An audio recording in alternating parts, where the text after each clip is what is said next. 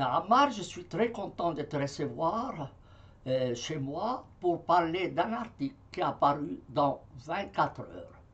Euh, 24 heures, c'est le principal journal du canton de Vaud en Suisse. Cet article a un historique et il a un contenu. Et tu as des reproches concernant cet article. Peux-tu commencer par l'historique de cet article? Merci Samy pour cette introduction. Alors en fait, avant cet article, il y a eu tout un dossier qui a été publié et ce qui a provoqué la publication de ce dossier sur 24 heures, c'est les liens entre les terroristes tunisiens qui ont commis des attentats en France et l'imam Béchir Ben Hassan, invité de l'UVAM. Alors explique qu'est-ce que c'est l'UVAM.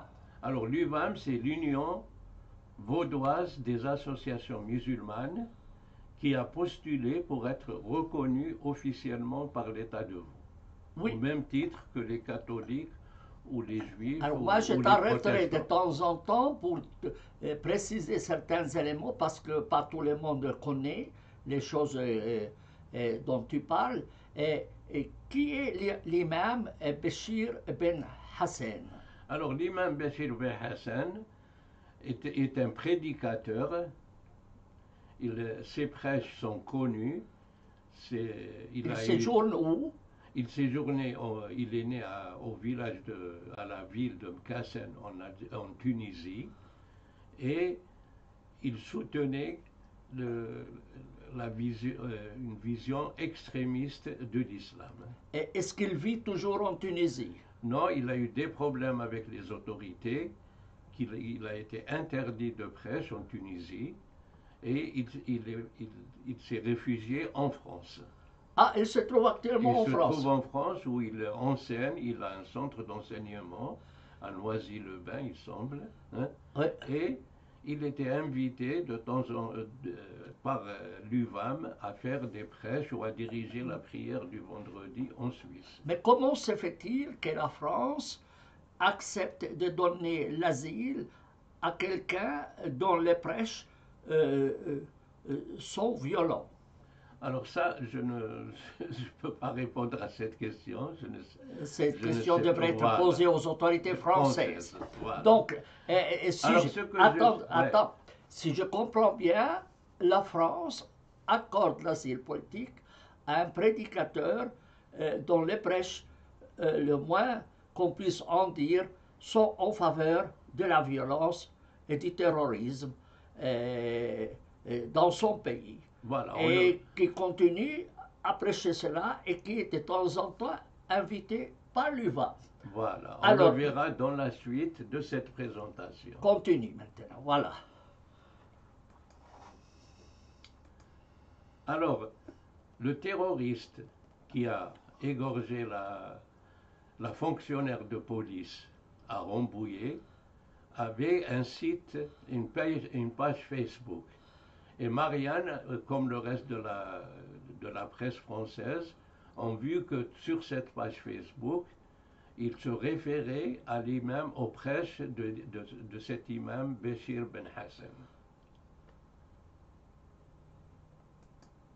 Et il venait de la même ville que cet imam, et il était ami d'enfance avec le Tunisien qui a commis à Nice le terrible attentat par camion qui a fait 86 morts et plus de 200 blessés.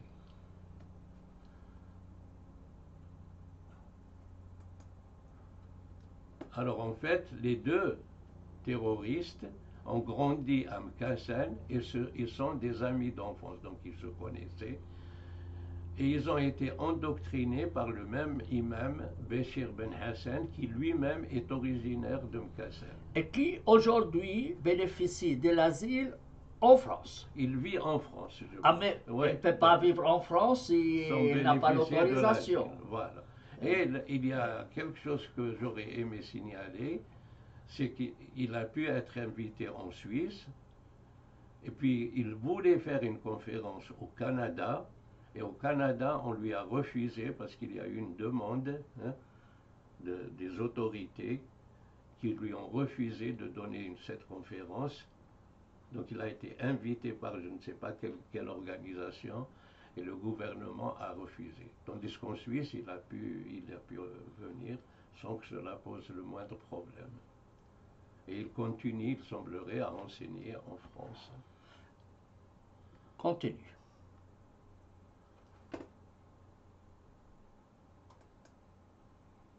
Alors, l'ICRI, en tant qu'association, avait signalé les prêches de Béchir Ben Hassan.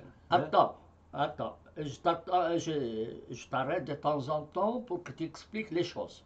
Alors, l'ICRI, c'est quoi?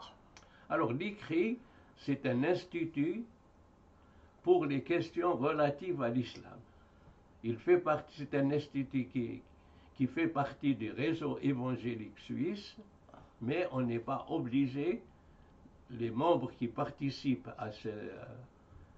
à l'ICRI comme centre de réflexion sur l'islam ne sont pas obligés d'être affiliés ou de faire partie du réseau évangélique suisse. Alors, question, il se situe où l'ICRI? Il se situe, le directeur de l'ICRI, c'est Christian Bibolet, et il est pasteur et il travaille à Genève. À Genève. L'ICRI a ses locaux où? Il n'y a pas de locaux, on se réunit juste comme ça. C'est des réunions auxquelles plusieurs personnes ou des invités participent. On était 5 membres, on est 4, parce que certains participent, après ne participent plus pour des raisons diverses. Et puis on discute sans que, en fait, on publie des articles. Il a un site internet qui s'appelle icri.org. Oui. Et puis, en fait, c'est un centre de discussion. C'est des réunions de discussion et d'analyse. Qu'est-ce que c'est l'abréviation ICRI? C'est Institut pour les questions relatives à l'islam. Très bien. Maintenant, tu peux continuer. Alors, dans le cadre de l'ICRI, on a signalé, on a publié des articles sur les prêches de Béchir Ben Hassan. Où ça a été publié? Sur le site de l'ICRI qui s'appelle icri.org. Très bien, continue. Et puis on a aussi constaté qu'il faisait partie des imams invités à donner des prêches et des conférences, hein, par l'Union des associations musulmanes vaudoises. Par conférence, j'entends le prêche qui est fait à la suite de la prière du vendredi. D'accord. D'accord. D'accord. Alors la première chose, c'est que Béchir Ben Hassan soutenait en 2015 les attentats contre Charlie Hebdo et appelle clairement dans ses prêches à tuer ceux qui offensent Mahomet, en conformité avec les prescriptions du Coran et de la Sunna de Mahomet.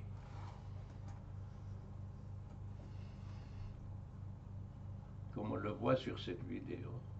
العميان المكفوفون الذين فقدوا البصر انتقموا لنبيهم ولذلك الساب لرسول الله صلى الله عليه وسلم جزاؤه القتل جزاؤه الإعدام فهو هدر الدم بنص القرآن بل بنصوص القرآن ونصوص السنة وإجماع السلف.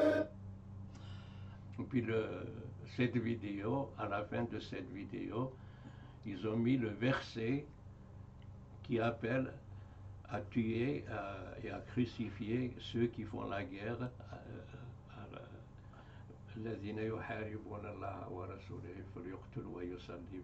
Il faut parler en français parce que les Donc, gens ne voilà, comprennent pas c'est le l'arabe. verset qui appelle à tuer ceux qui font la guerre à Allah et à son prophète.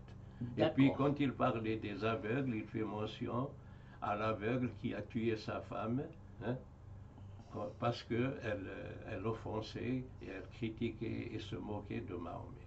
Donc c'était quelqu'un, un aveugle, qui vivait du temps de Mahomet, Exactement. qui a tué sa femme parce qu'elle critiquait Mahomet. Quelle Voilà. était la réaction de Mahomet? Mahomet lui a justifié et a dit à cette personne qu'elle ne courait aucune sanction. Ça, c'est dans la sunna du prophète. Hein, D'accord, continue. Hein? Oui. Alors, il y a eu d'autres prêches qui relèvent du racisme et de l'antisémitisme. Oui. Alors, on a signalé un premier prêche qui se passe sur la Fatiha de la haine, puisqu'il demande aux musulmans d'être cohérents avec la Fatiha qu'ils récitent 17 fois par jour durant les 5 prières. Et il cite le dernier les versets où il dit où Allah dit aux musulmans, où il est dans cette prière où il est dit, nous sommes là, ceux dont tu as gratifié, hein, qui ont été gratifiés par ta grâce, pas ceux qui ont été égarés ou ceux qui ont suscité ta colère. Tu peux le dire exactement. Je ne l'ai pas devant moi, le texte, mais il est connu. Voilà le texte exactement, je le dis. Oui. Guide-nous vers la voie de ceux dont tu as gratifié, qui ont été gratifiés par ta grâce, c'est-à-dire les musulmans, pas celle de ceux qui ont suscité ta colère, qui sont les Juifs, d'après les commentateurs, oui. Oui. Et en référence à d'autres versets du Coran, oui. Ni ceux qui sont égarés, c'est-à-dire les chrétiens. Oui, donc alors, ça j'explique. C'est une prière que les musulmans répètent 17 fois par jour.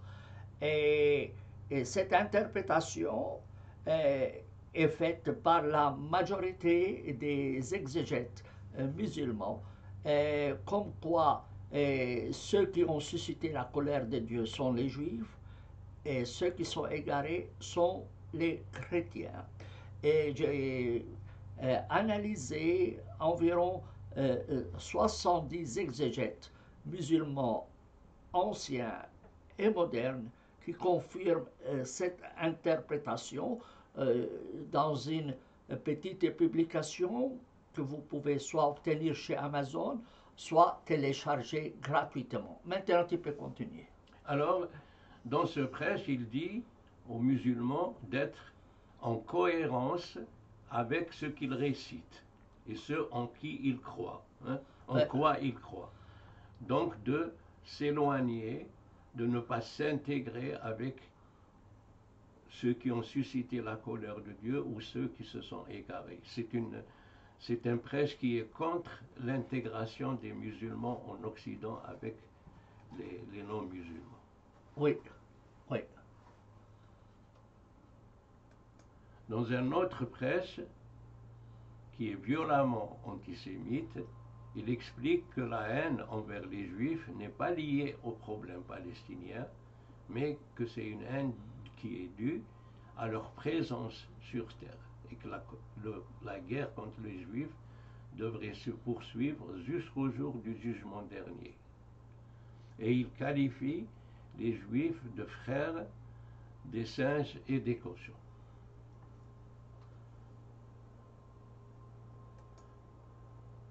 Un troisième prêche qui relève vraiment du racisme, où il affirme que les non-musulmans sont des souillures, en conformité avec le verset qui figure dans la sourate 9, sourate Tawbah. Innal mushrikina najasun, les associateurs, c'est-à-dire ceux qui associent d'autres divinités à Allah et à lui seul, hein, sont des souillures, des impuretés. Et jusqu'à maintenant, les endroits, les lieux saints ou des villes comme Médine ou la Mecque sont interdits aux non-musulmans à cause de ce précepte. En fait, ce verset dit clairement que les polythéistes sont une souillure, qu'ils n'approchent plus le sanctuaire, sanctuaire depuis sacré. ces jours, Voilà. qu'ils n'approchent plus le sanctuaire parce qu'ils sont considérés comme une souillure. C'est le Coran qui le dit, ce n'est pas moi, Voilà. c'est le Coran qui le dit. Continue. Et ça, ce précepte est valable pour l'éternité, donc il est appliqué encore de ce jour. Effectivement, les non-musulmans ne sont pas autorisés à entrer ni à la Mecque ni à Médine à cause de ce verset. Voilà. Et il y a des autoroutes. Et à l'entrée, quand vous approchez de ces deux villes, il y a des autoroutes, consacrées aux mécréants et des autoroutes consacrées aux musulmans. Et le but, c'est que les mécréants ne s'approchent pas de ces lieux sacrés. Parce qu'il risque de les souiller. Oui. Et puis, par polythéiste, il inclut les juifs et les chrétiens comme polythéistes. Exact. Parce que les chrétiens considèrent que Jésus est fils de Dieu, ce qui est considéré comme une association d'un fils à Dieu, et c'est un grave péché pour l'islam. En fait, c'est la pratique actuelle de l'Arabie saoudite. Nous n'inventons rien.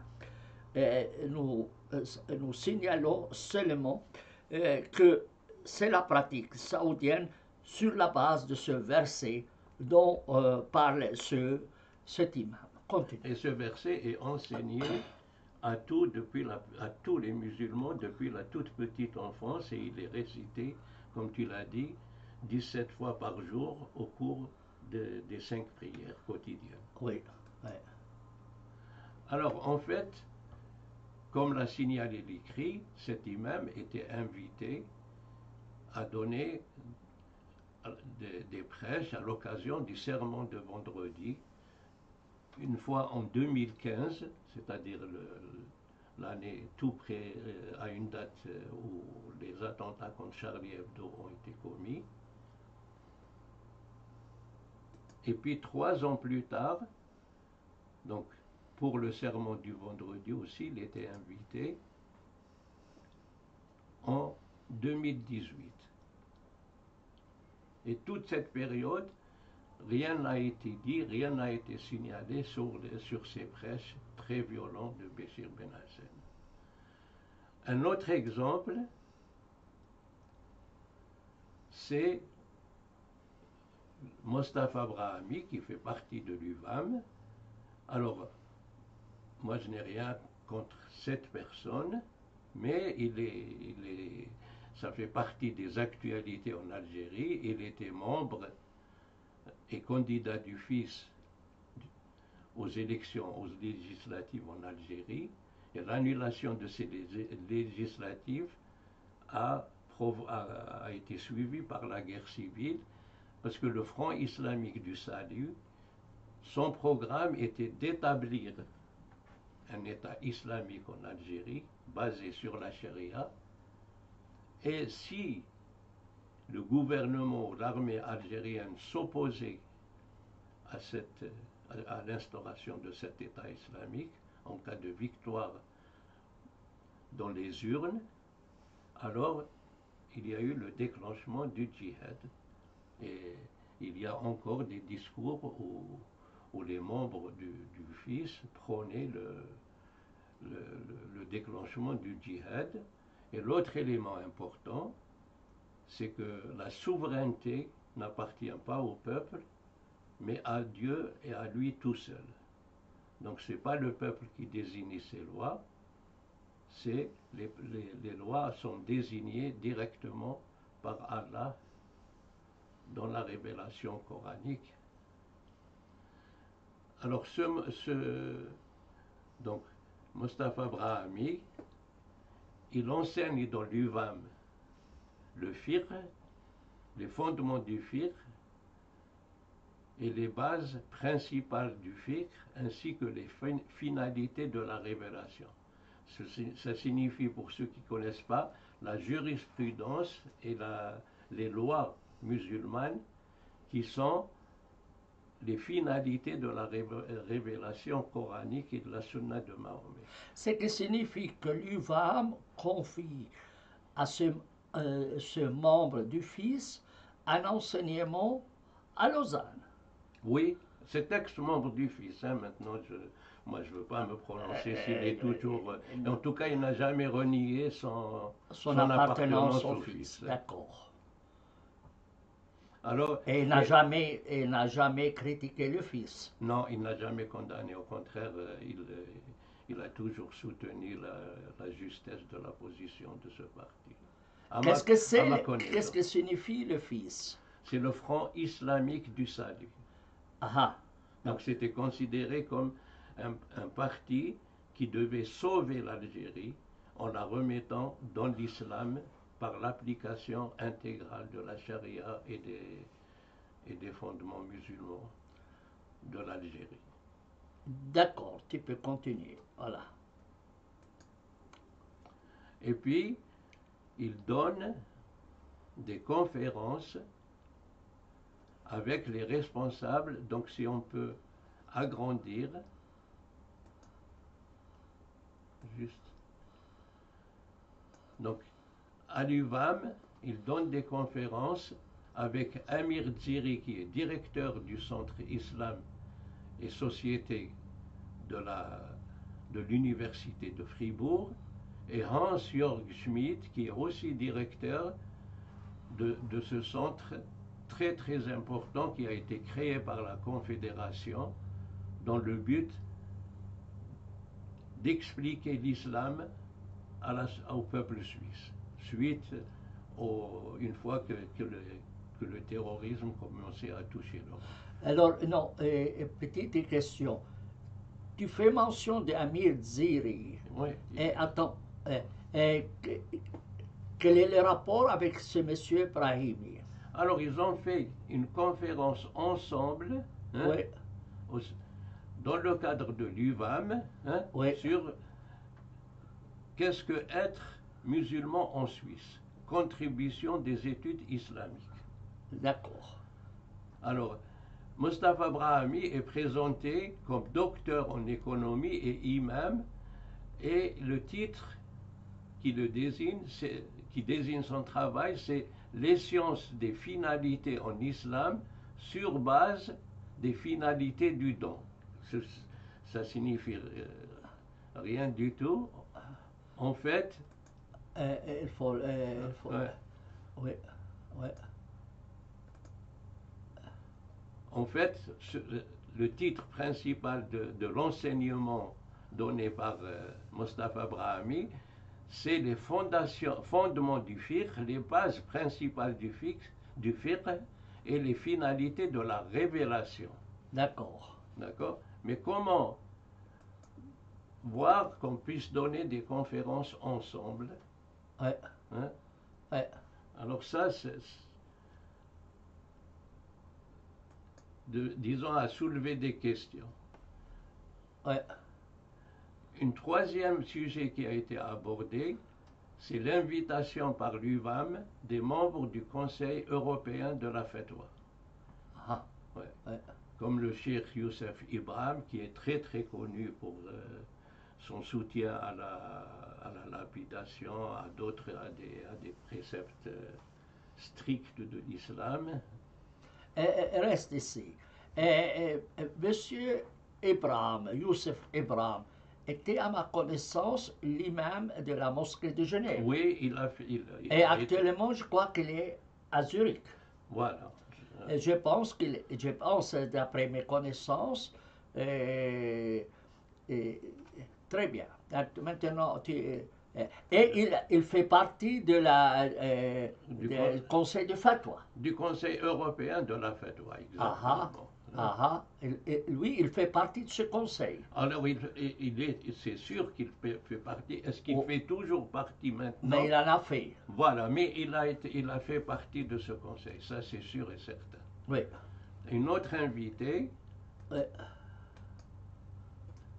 dernièrement, c'est le Cheikh Khaled Hanafi, oui, qui lui est secrétaire général du Conseil européen de la Fatwa. Donc Ah. il est invité ici pour donner Des conférences. des conférences sur le fiqh musulman et la manière dont les musulmans doivent se comporter en Europe. Donc les musulmans qui vivent en Europe, de quelle manière ils doivent vivre pour être en conformité avec la loi musulmane. D'accord. Alors nous avons signalé qu'en fait, ce Conseil européen, parmi ces fatwas, dont un nombre important sont contraires Au droit au droit international. international concernant les femmes, mais surtout celles-là qui appellent au meurtre, qui justifient le meurtre de l'apostat, qui quitte l'islam. Alors par apostat, ce n'est pas des apostats qui quittent les autres religions et qui, par exemple, quittent le christianisme pour devenir musulmans. Oui. Non, ceux-là, c'est des guidés, c'est des bien guidés. L'apostat est réservé, le terme apostasie est réservé à ceux qui quittent l'islam. Oui. Alors là, la traduction de cette fatwa, l'application de la peine de mort contre l'apostat relève des fonctions de l'État et du gouvernement islamique.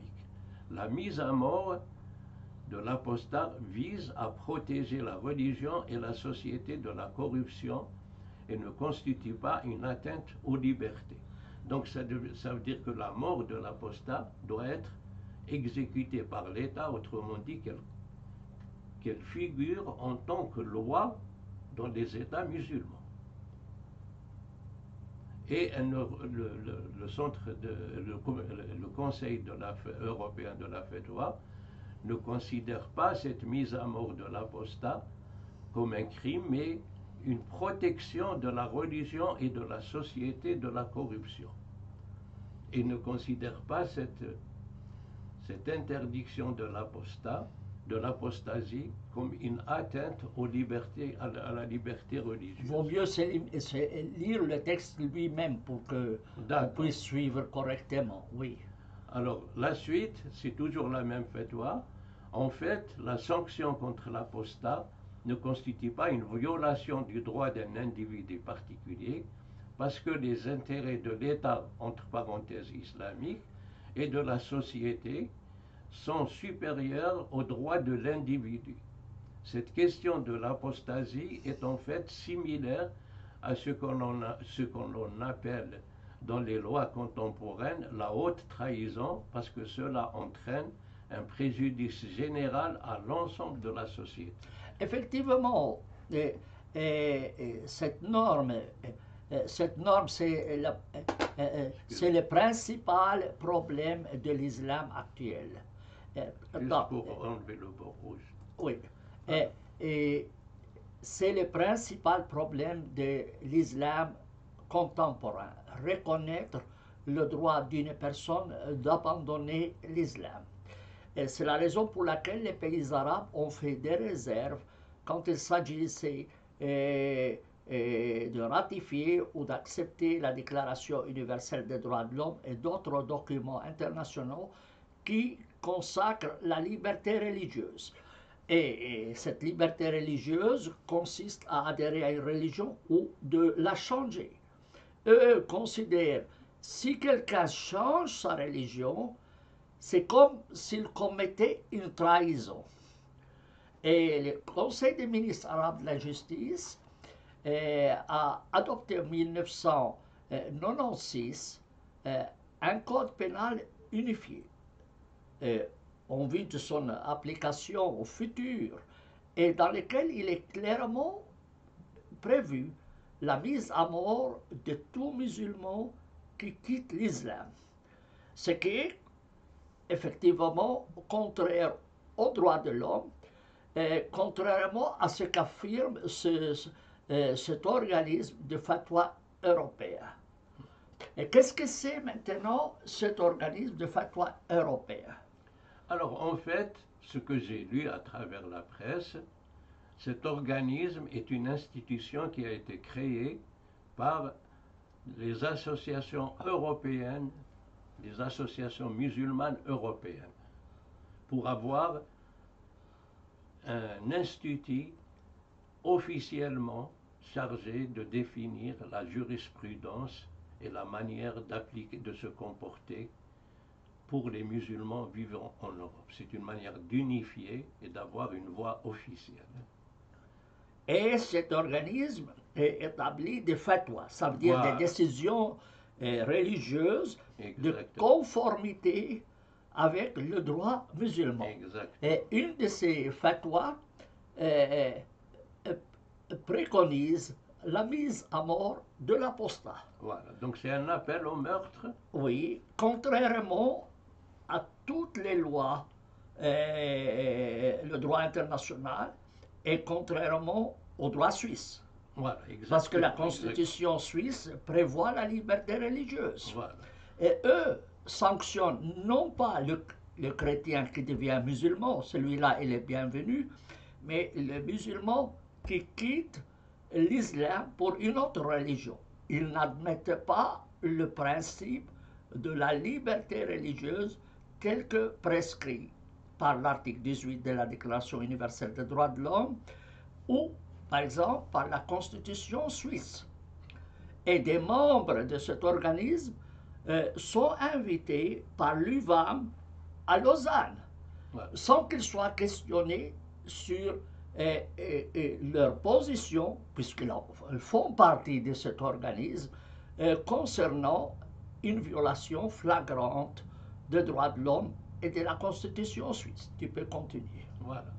Alors, suite à ça, l'ICRI a envoyé ces documents à la fois à la responsable Madame Benkaïs au gouvernement vaudois, qui est chargée des questions liées au racisme et aux discriminations, parce que cette question est fondamentalement raciste parce qu'elle vise à tuer des personnes au seul motif de leur appartenance religieuse.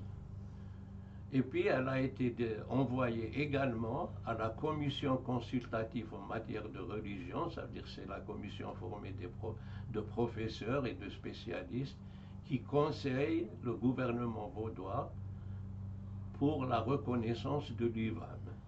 D'accord. Alors, quelle était leur réaction? Il n'y a pas eu à ma connaissance, il n'y a pas eu de réaction qui condamne ou qui dénonce ce lien entre l'UVAM et ces membres de le fatwa. Conseil européen de la fatwa, Ouais. ni surtout quelque chose qui est très important, les personnes visées, parce qu'il y a des musulmans qui ont quitté l'islam, qui vivent en Suisse et qui sont chrétiens, et ces musulmans ont droit à la protection, et c'est à l'État de les protéger. Ouais. Hein? Ouais. Même s'ils rentrent dans leur pays, hein, ce n'est pas une raison qu'ils soient tués au seul motif qu'ils ont quitté l'islam. Oui. Donc, alors, dans ce qui a été transmis aux autorités, c'est qu'il faut aussi comment assurer la protection et la sécurité de ces citoyens, dont la majorité sont suisses. Oui. Oui. Alors, à ma connaissance, il n'y a pas eu de réaction. Oui. Alors, suite à ces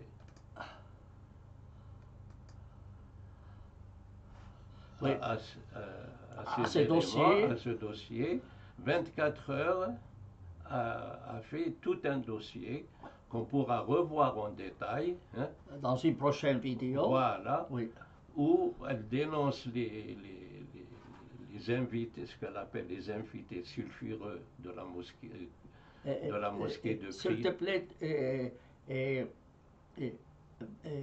lis correctement ce que tu lis, parce qu'après ils vont contrôler, ils vont dire que tu dis des choses qui ne figurent pas dans le texte. Alors le premier article commence, il est intitulé « Complexe culturel musulman de Lausanne, la mosquée de Prie cumule les invités sulfureux. Plusieurs prédicateurs controversés sont passés par le lieu de culte vaudois. Cette liste révèle des contradictions d'un centre en pleine réorganisation. » Attends, c'est un article qui a été publié dans 24 heures le 29 mai 2021. Oui. Donc le titre est révélateur. complexe culturel musulman de Lausanne, la mosquée de Prilly cumule les invités sulfureux. Et je relis le passage, plusieurs prédicateurs controversés sont passés par les lieux de culte vaudois. Cette liste révèle les contradictions d'un centre en pleine réorganisation. Continue. Voilà.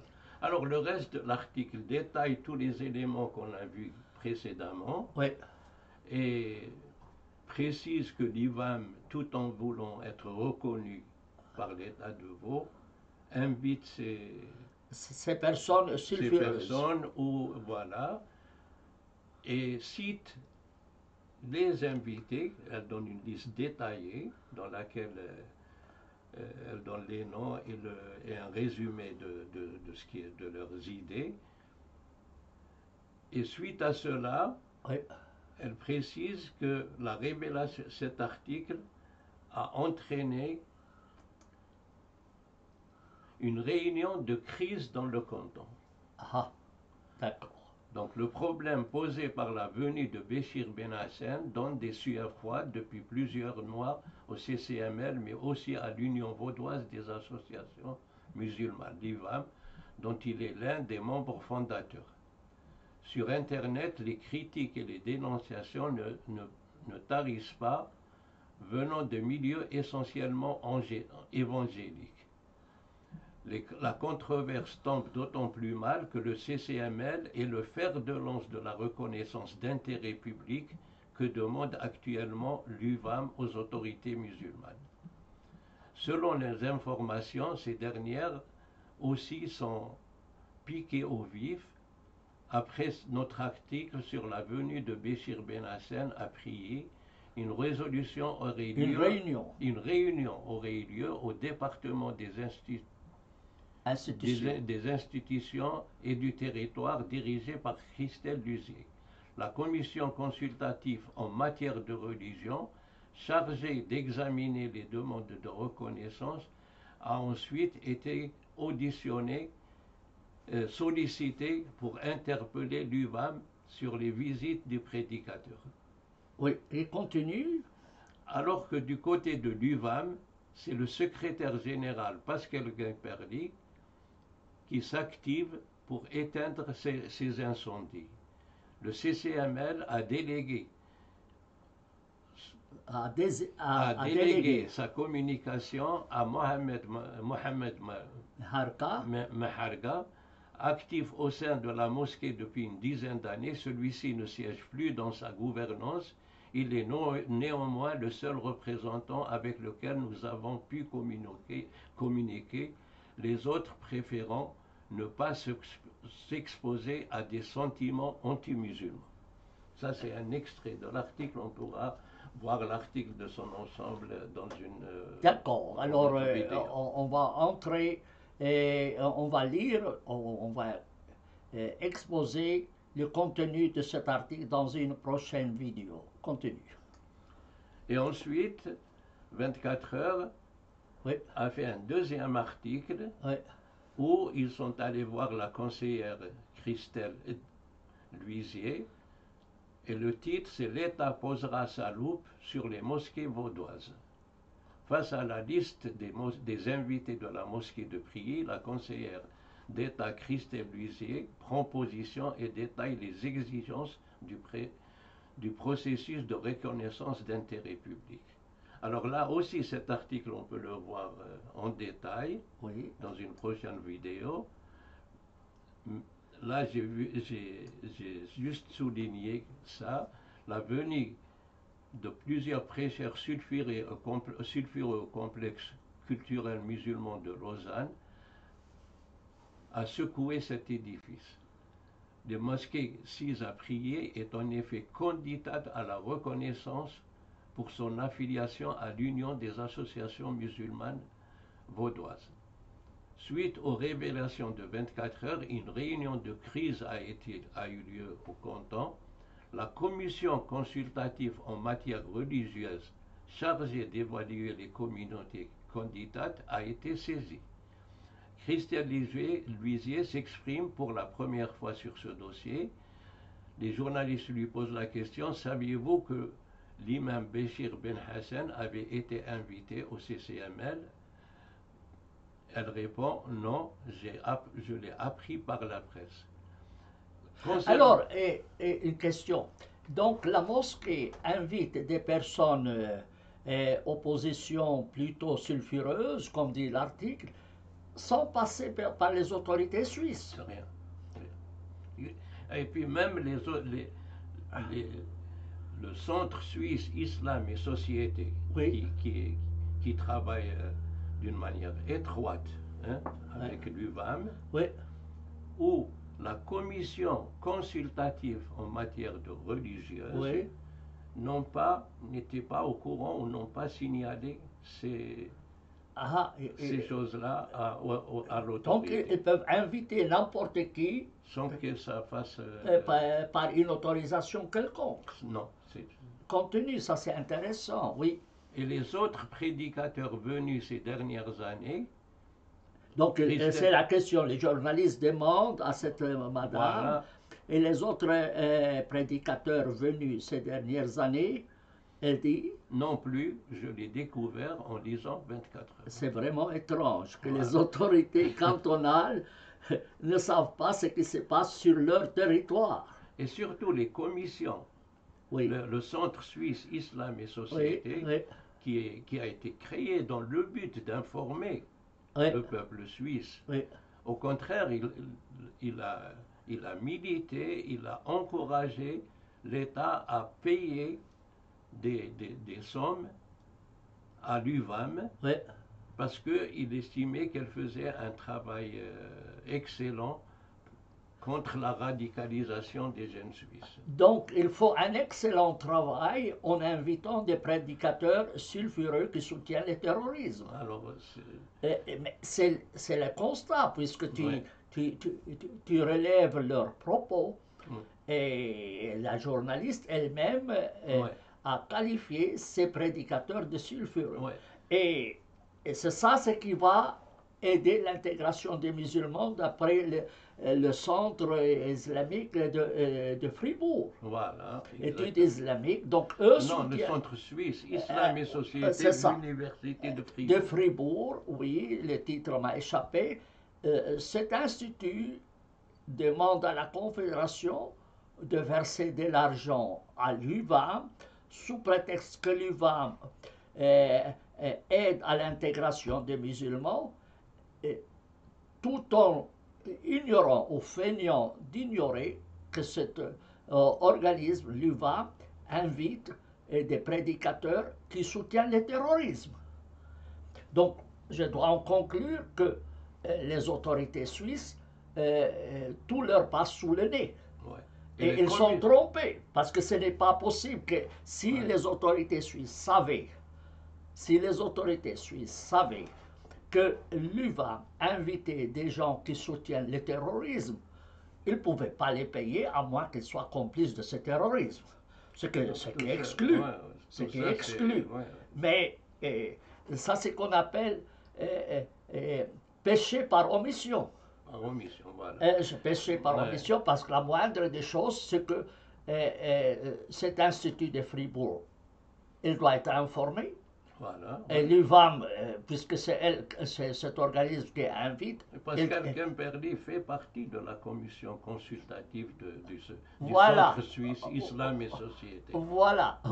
Donc, quelqu'un qui. Il est le président, je crois, de l'UVAM. Maintenant, il est secrétaire général, c'est Madame Ruiz qui a été nommée président. Bref, lui, donc, et son organisme invite des cheikhs, des imams, qui, eux, soutiennent le terrorisme. Clairement. Et en même temps, ils réclament aux autorités suisses de reconnaître, ou le canton de Vaud, de reconnaître l'UVAM comme d'intérêt public. Voilà. Intérêt public, pourquoi? Quel intérêt? Pour soutenir le terrorisme?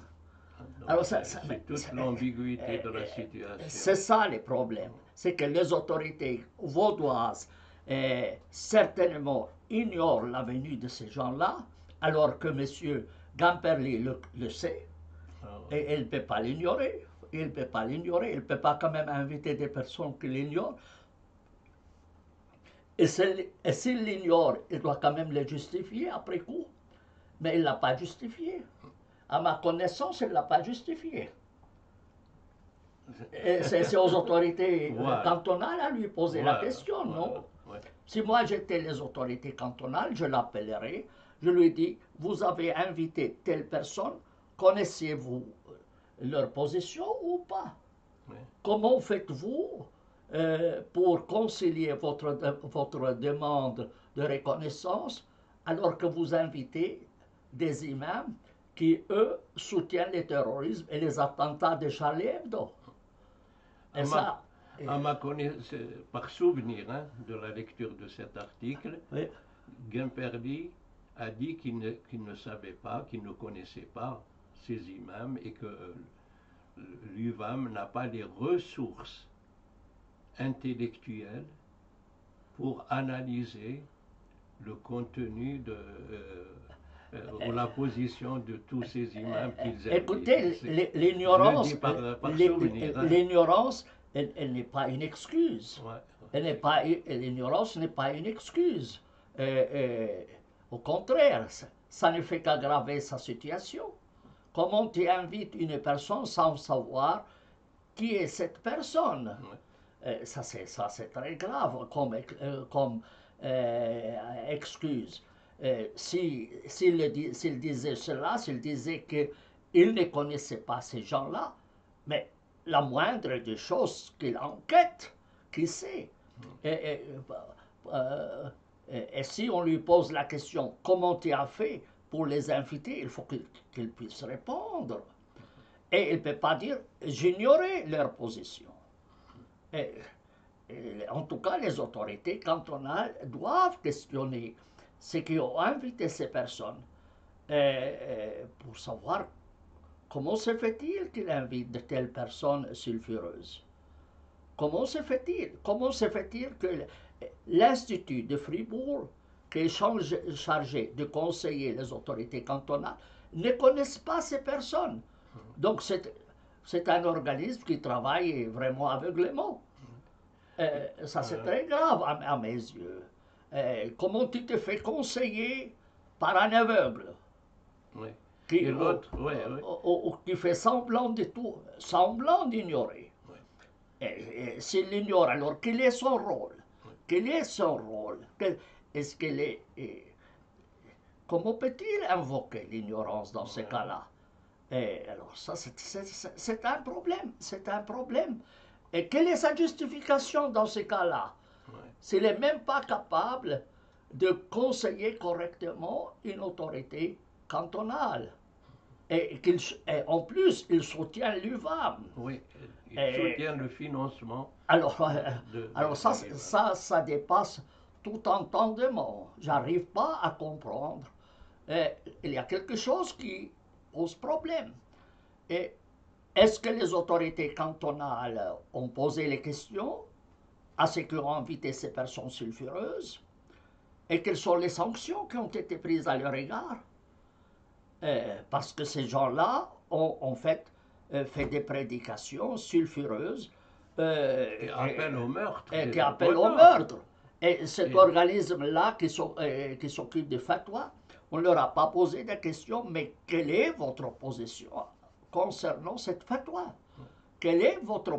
Et il faut aussi demander à cet institut de Fribourg, mais est-ce que vous avez pris une position contre cette fatwa ou pas? Et c'est le Conseil européen de la fatwa, c'est la référence question de dogme pour plusieurs associations musulmanes, non seulement en Europe, mais même ici en Suisse. Alors, là, il y a quelque chose qui cloche. Mais continue maintenant, continue, on reviendra à ces articles, parce que ça m'intéresse connaître. On va en tout cas publier cette vidéo et on va l'envoyer aux autorités cantonales, vaudoises, pour qu'ils puissent les visionner. Continue. Alors, tu as parlé du Centre suisse Islam et Société, mais l'État de Vaud devait être conseillé surtout par la commission consultative en matière de religion qui a été désignée spécifiquement pour la reconnaissance des associations religieuses, en particulier celle de l'UVA. Et l'ICRI a envoyé signaler à cette commission, en particulier l'appel au meurtre des apostats. Oui. Et là, la question et puis elle a signalé aussi à Madame Benkaïs, qui fait partie de la commission consultative, Oui. hein, en matière de religion, Oui. et rien n'a été fait.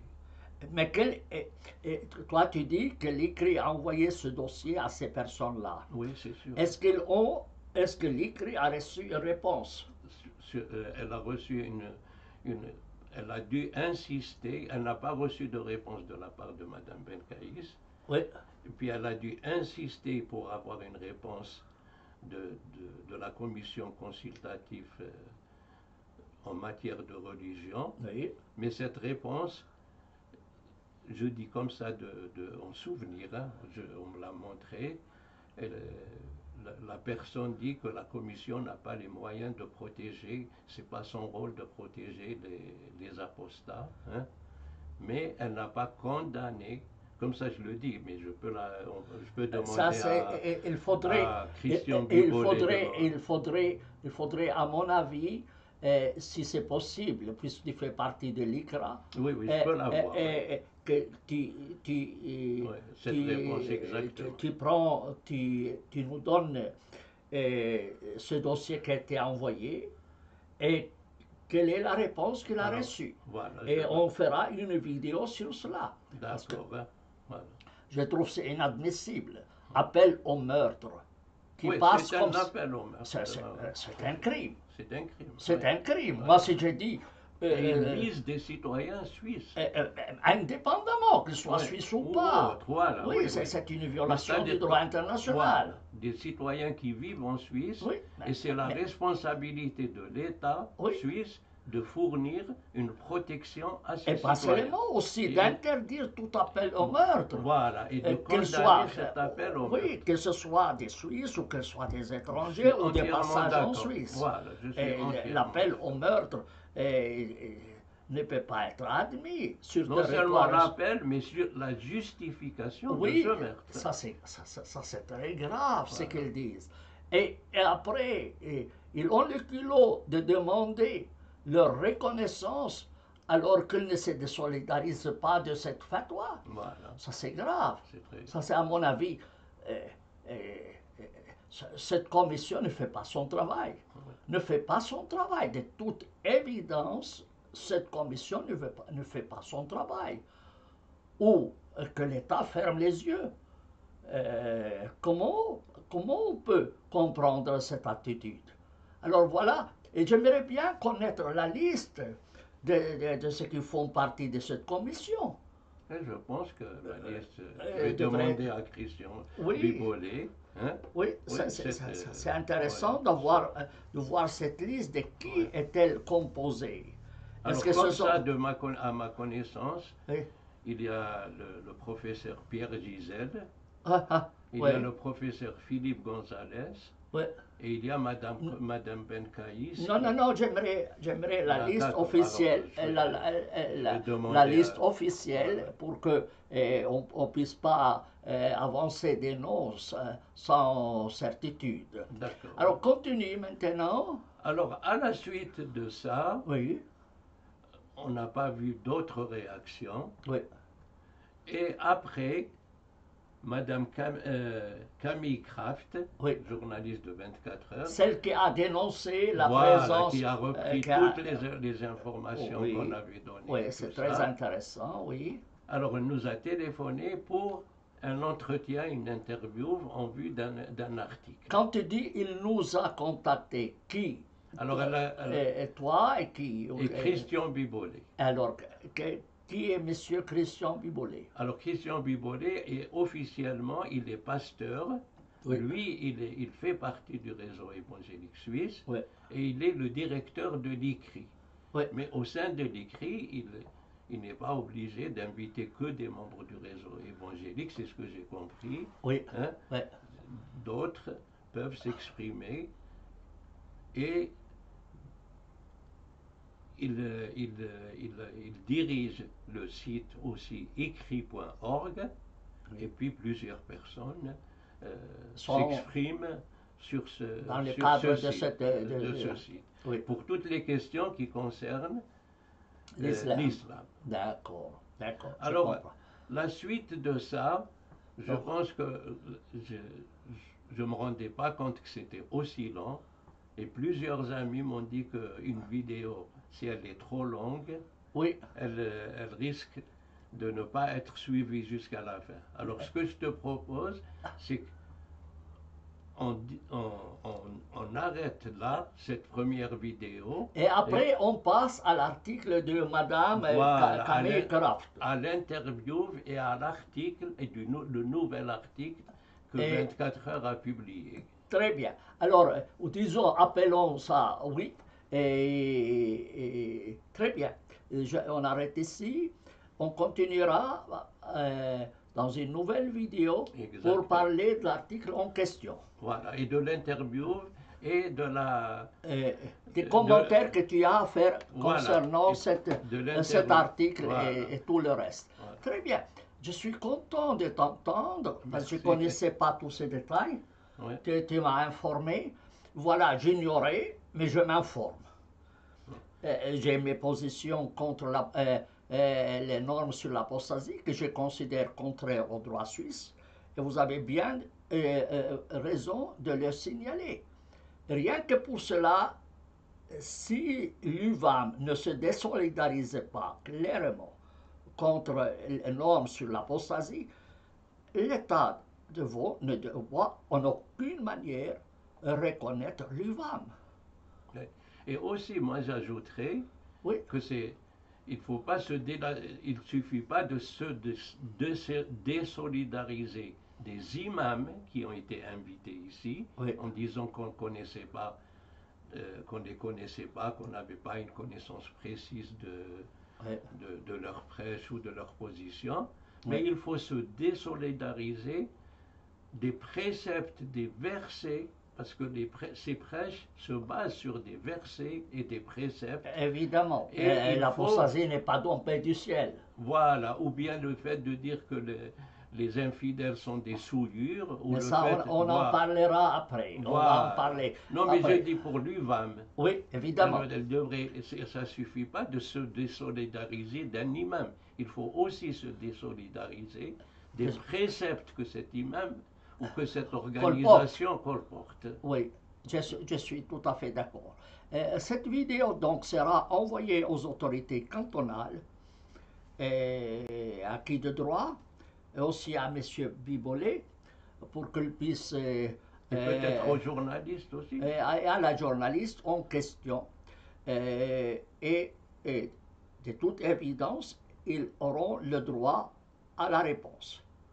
Ils ont le droit de répondre à ce qui est contenu. S'ils voient que nous avons commis une erreur, nous sommes d'accord aussi de corriger nos propos.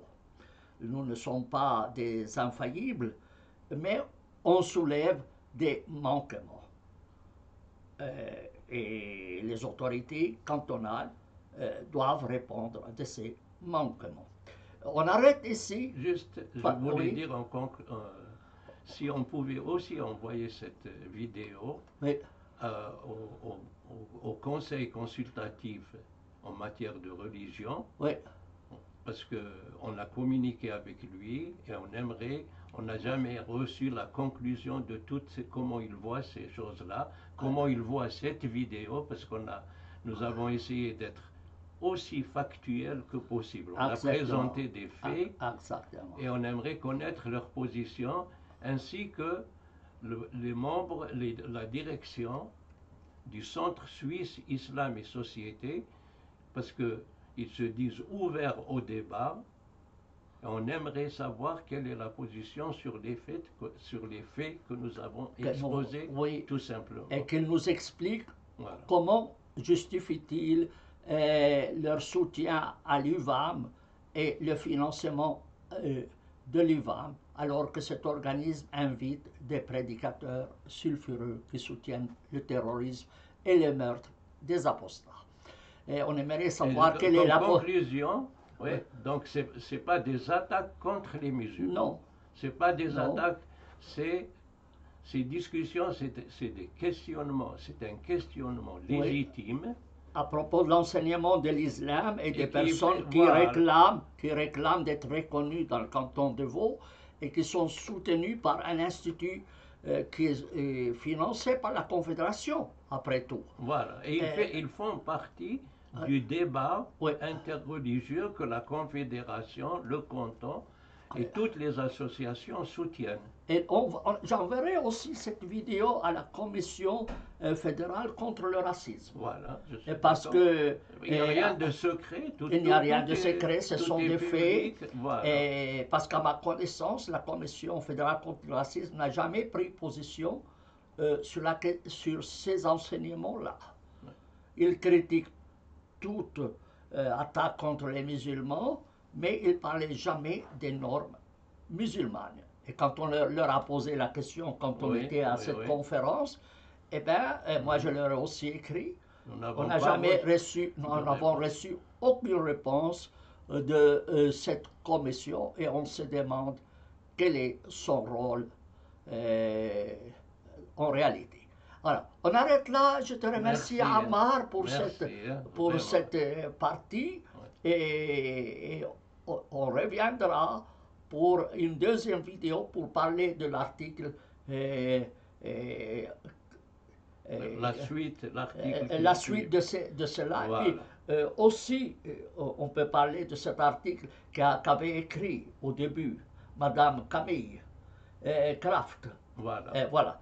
Alors, chers auditeurs, je vous prie de vous abonner à cette chaîne et d'activer la cloche pour recevoir les prochaines vidéos. Et n'oubliez pas de mettre vos commentaires. Cela nous intéresse beaucoup. Au revoir.